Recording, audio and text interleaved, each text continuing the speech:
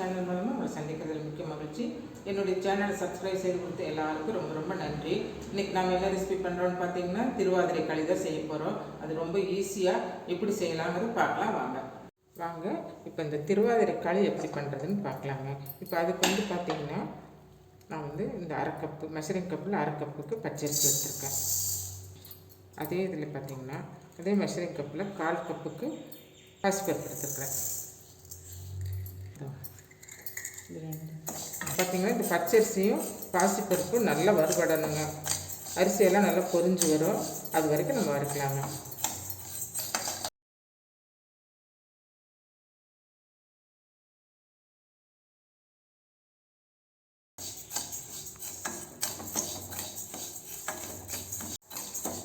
பாருங்கள், இந்த அளவுக்கு அரிசி நல்லா பொரிஞ்சு வந்துடணுங்க. அரிசி நிறமாறிடுச்சு.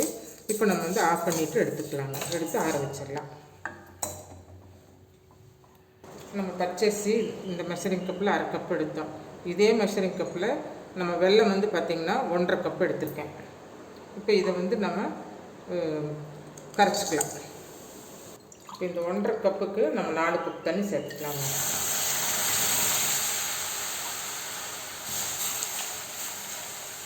வெல்லம் நல்லா கரைஞ்சதும் நம்ம ஒரு வடிகட்டி வச்சு வடிகட்டிக்கலாங்க. பாருங்கள், சர்க்கரை நல்லா கரைஞ்சி தண்ணி நல்லா கொதிச்சிருச்சுங்க. இப்போ இதை வந்து நம்ம வடிகட்டிக்கலாங்க.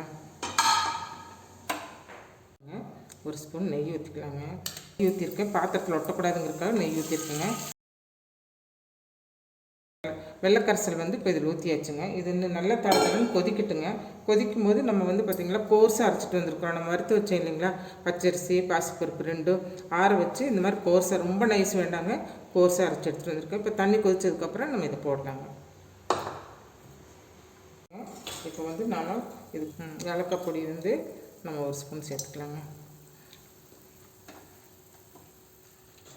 இப்போது நம்ம இந்த அரிசி மாவு இருக்கு இல்லைங்களா, அது இது கூட சேர்த்துக்கலாங்க.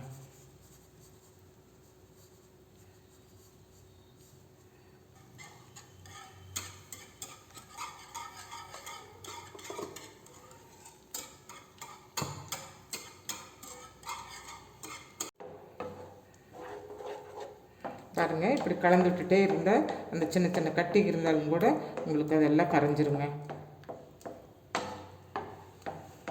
போட்டதுமே கிளறிட்டே இருக்கணுங்க, கை விடாமல் கிளறிட்டு இருக்கணுங்க. கட்டி விழுகும், ஆனால் நம்ம கலந்துகிட்டே இருந்தோம்னா உங்களுக்கு அந்த கட்டியெல்லாம் உடஞ்சிருங்க.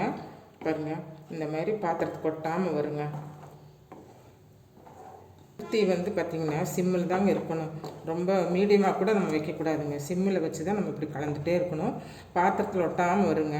அவ்வளோதாங்க, ரெடி ஆயிடுச்சுங்க. இப்போ வந்து நம்ம இதில் கொஞ்சம் நெய் சேர்த்து, முந்திரி மட்டும் நெய்யில் வறுத்து இதில் சேர்த்துக்கலாங்க. திராட்சை சேர்த்துக்கலாம், நான் திராட்சை சேர்க்கலாம். பாத்திரத்துக்கு நம்ம மாற்றிக்கலாங்க. பாருங்கள், திருவாதிரை களி ரெடி ஆகிடுச்சுங்க. இது ரொம்ப ஈஸியாக பண்ணிடலாங்க. அரிசி மாவு போடும்போது மட்டும் நீங்கள் கொஞ்சம் போட்டுகிட்டே கலக்கிட்டே போடும்போது கலந்துகிட்டே இருக்கணுங்க. கைவிடக்கூடாது, கெட்டியாயிடும். ஃபஸ்ட்டு கட்டியான மாதிரி இருக்கும், அப்புறம் நீங்கள் கலக்க சரியாக போயிடும். இது ரொம்ப ரொம்ப ஈஸியான ரெசிபிங்க. இதே அளவுலாம் நீங்கள் செஞ்சு பாருங்கள். இந்த வீடியோ பிடிச்சிருந்தா இந்த வீடியோக்கு லைக் பண்ணுங்கள், ஷேர் பண்ணுங்கள், கமெண்ட் பண்ணுங்கள், சப்ஸ்கிரைப் பண்ண மறந்துடாதீங்க. மீண்டும் ஒரு புதிய வீடியோவில் சந்திப்போம். நன்றி, வணக்கம்.